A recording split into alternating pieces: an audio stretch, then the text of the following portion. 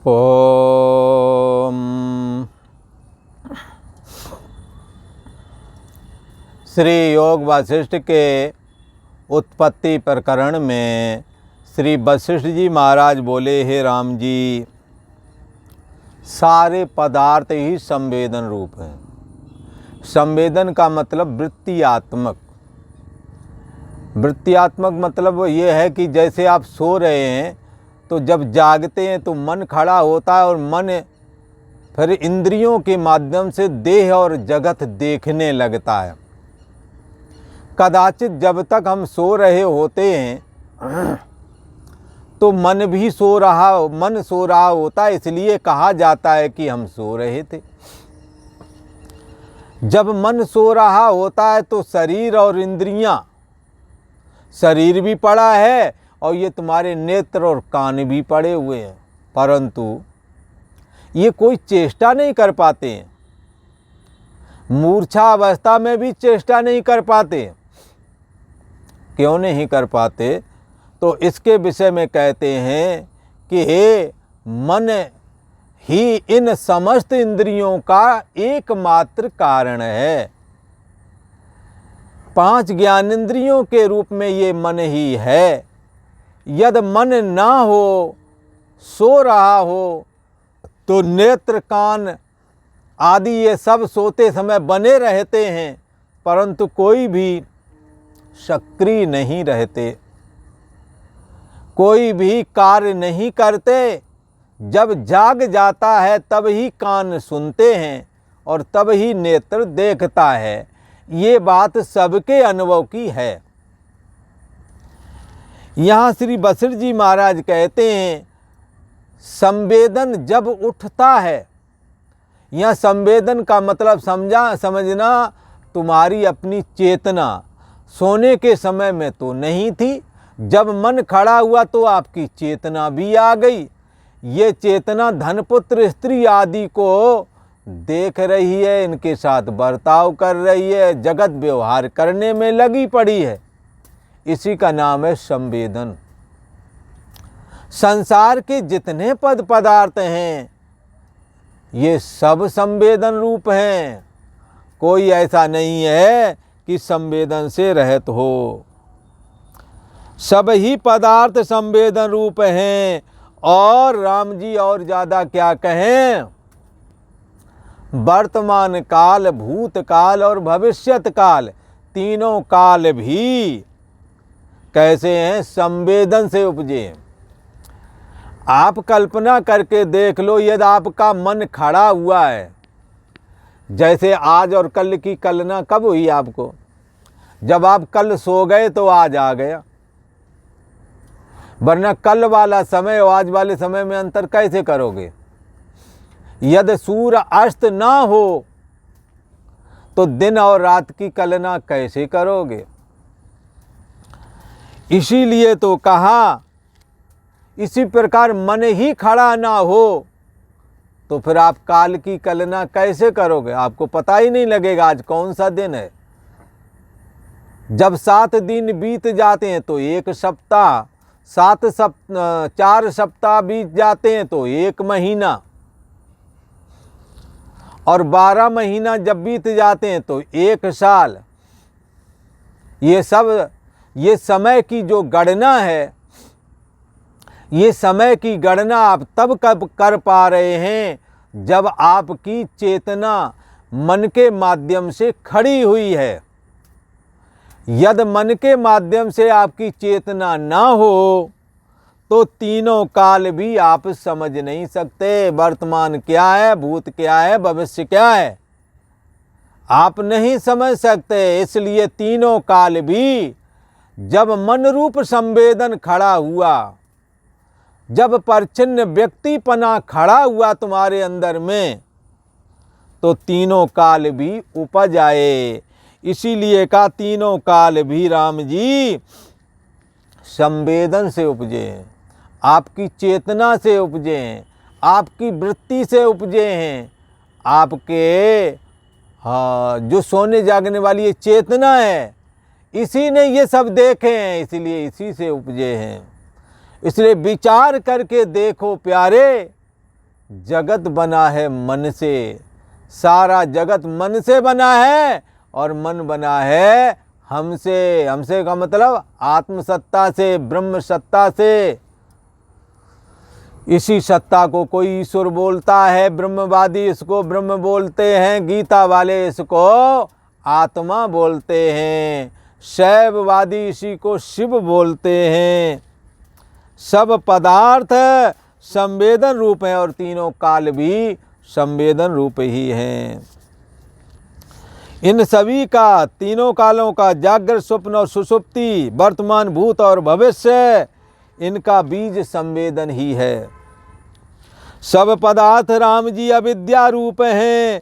जैसे रेत में तेल नहीं होता, जैसे रेत में तेल नहीं होता है, ऐसे ही आत्मा में अविद्या भी नहीं है। ये जीव अविद्या की कल्पना करता है। अविद्या का मतलब माया।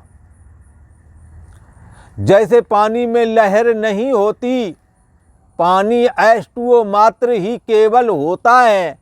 लहर, तरंगे, फैन, बुदबुदे आदि परिकल्पना हमारी और आपकी है, पर उन लहरों में, उस सारे समुद्र में H2O मात्र पानी के अलावा और कुछ नहीं है। ऐसे ही राम जी आत्मा में जो देह और जगत दिखता है, ये देह और जगत के रूप में ये जग हरि का रूप है, ये परमात्मा का रूप है, ऐसा समझना चाहिए। हे राम जी, आत्मा से अविद्या का संबंध कदाचित नहीं होता। जैसे पानी का लहर से संबंध कदाचित नहीं है। क्यों नहीं है? क्योंकि लहर नाम की कोई वस्तु वहाँ है ही नहीं। ये जो लहर लहर करते हैं, लहर लंबे या पानी के ही आकार को बोलते हैं। लहर नाम की स्वतंत्र सत्ता कोई वस्तु है ही नहीं। इसीलिए तो कहा कि लहर पानी में कोई वस्तु नहीं है। जो वस्तु नहीं है उसी का नाम लिया जाता है। बोले क्या बात हो गई? बोले समुद्र नहाने गए थे, लहरें बहा ले गईं, तो तरंगें बहा ले गईं, तो तरंगें मारने का भी काम कर दिए। और पानी H2O मत, पानी तो सबकी प्यास बुझाता है, वो कभी डुबाता नहीं है। पानी तो सबका जीवन है। डुबाने, लहरें अंदर ले जाती हैं, अंदर की चीज बाहर भी फेंक देती हैं समुद्र की। इसलिए कहते हैं जैसे पानी में लहर कोई वस्तु नहीं, ऐसे ही आत्मा में ये अविद्या भी कोई वस्तु नहीं। आत्मा से स्वतंत्र होकर के कोई वस्तु नहीं। जैसे पानी से स्वतंत्र होकर के लहर तरंग कोई वजूद नहीं रखती, ऐसे परम ब्रह्म परमात्मा आत्म सत्ता से अलग होकर के इस देह और जगत का भी कोई वजूद नहीं। यदि कुछ लहरें हैं तो पानी ही है, जैसे उसी प्रकार यदि इस जगत में कुछ है तो ये जग हरि का रूप है, परमात्मा का रूप ही है। ऐसा जान करके चलो, वरना ये अविद्यात्मक जगत इस साधक को पुनरप जननम पुनरप मरणम में फंसा देता है। अविद्या से आत्मा का कदाचित संबंध नहीं है, क्योंकि आत्मा समरूप है और सारा देह और जगत विषम रूप है। कभी बचपने का शरीर था, विषम हो गया, जवानी आ गई, बचपना नहीं रहा। फिर जवानी आ गई, अब जवानी भी विषम हो गई। अब बुढ़ापा आ गया, जवानी भी ना रही। कभी मन समरूप नहीं रहे, ये देह और जगत और मन समरूप नहीं रहता। मन के द्वारा बनाया हुआ देह और जगत समरूप नहीं रहता, परंतु परम ब्रह्म परमात्मा निर्दोष और सम है। यही कारण है परम ब्रह्म परमात्मा निर्दोष और सम है, और देह और जगत जो अविद्या का बनाया हुआ है ये निर्दोष और सम नहीं है, विषम है। इसीलिए तो विषम होने की वजह से इस अविद्यात्मक जगत का परमात्मा से, आत्मसत्ता से कोई लेना देना नहीं। जगत कोई अपने आप में वस्तु नहीं है, परमात्मा से स्वतंत्र होकर के देह और जगत यदि कोई वस्तु है, यदि ऐसा दिल मानता है आपका कहने के लिए, तो बंधुओं फिर तो ऐसा बोलो ये जग हरि का रूप है। जैसे कि लहर तरंग पानी से स्वतंत्र होकर कोई वजूद नहीं रखती, फिर भी तुम्हें लगता है नहीं लहर कुछ है, तो ये कहो कि लहर के रूप में पानी ही है। ऐसे ही देह और जगत का वजूद नहीं है, पर तुम्हारा दिल मानता है कि नहीं है कुछ, तो ऐसा मानो ये जग हरि का रूप है। ऐसे लोगों के लिए कहा न जग छोड़ो न हरि भूलो, कर्म करो ऐसी जिंदगानी में जैसे कमल रहता है पानी में। हे राम जी, आत्मा के साथ अविद्या का संबंध कदाचित नहीं हो सकता, क्योंकि संबंध समरूप का होता है। जैसे स्त्री और पुरुष ये मनुष्य जाति के हैं, इसलिए इनका विवाह आदि संबंध, रिश्ते आदि करा दिए जाते हैं। किसी जानवर के साथ तो नहीं हो सकते, वो विषम हो जाएगा। आत्मा से अविद्या का संबंध कदाचित नहीं, क्योंकि संबंध समरूप में होता है। हे राम जी, जैसे काष्ठ और लाख का संबंध होता है, लकड़ी को लाख जोड़ देता है, काष्ठ को लाख जोड़ देता है, तो ये क्यों जोड़ देता है? क्योंकि दोनों में आकार है, दोनों जुड़ जाते हैं। काष्ठ और लाख का संबंध होता है सो आकार सहित होता है, निराकार का तो होता नहीं। और जो आकार से रहते हैं उनका संबंध कैसे बने राम जी? नहीं बन सकता।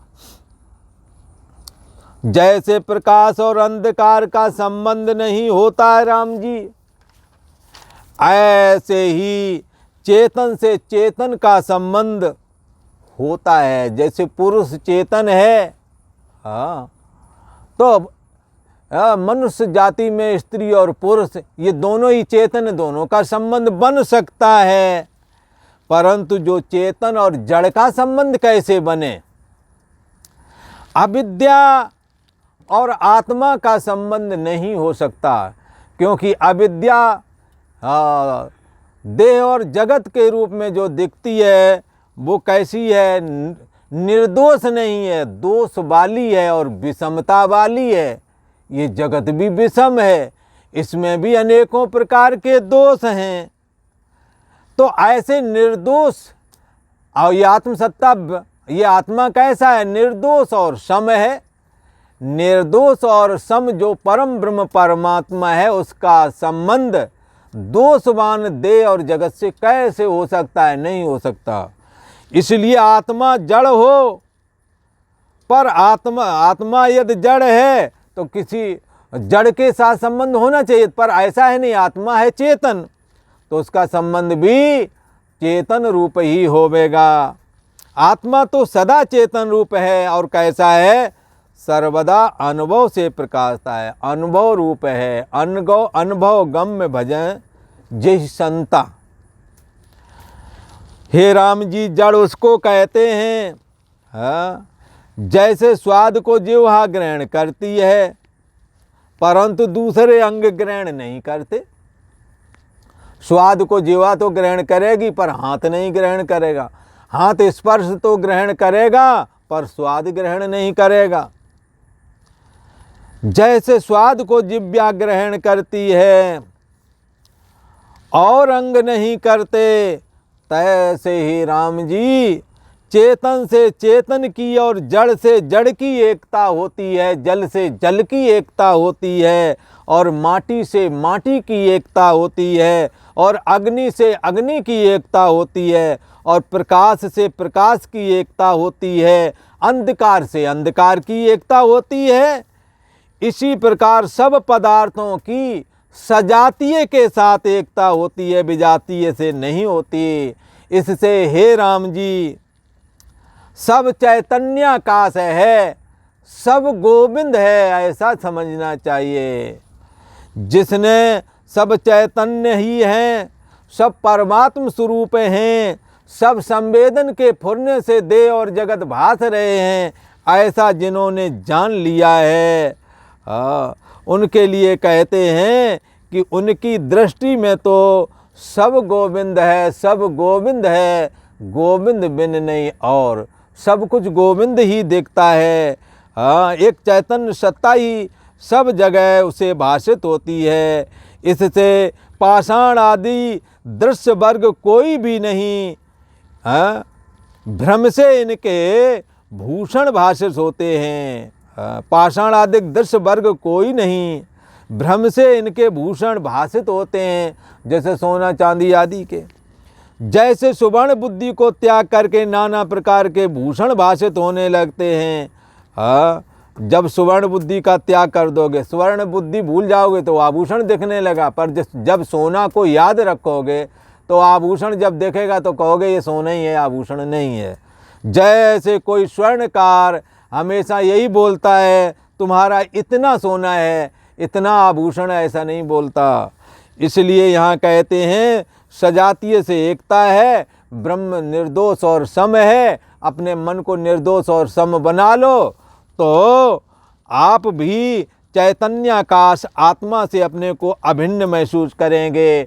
और श्री कृष्ण भगवान ने तो यहाँ तक कहा, यही तैर्जिता सर्गो येषां साम्ये स्थितम मनः निर्दोषम ही समम ब्रह्म तस्मात् ब्रह्मणि ते स्थितः।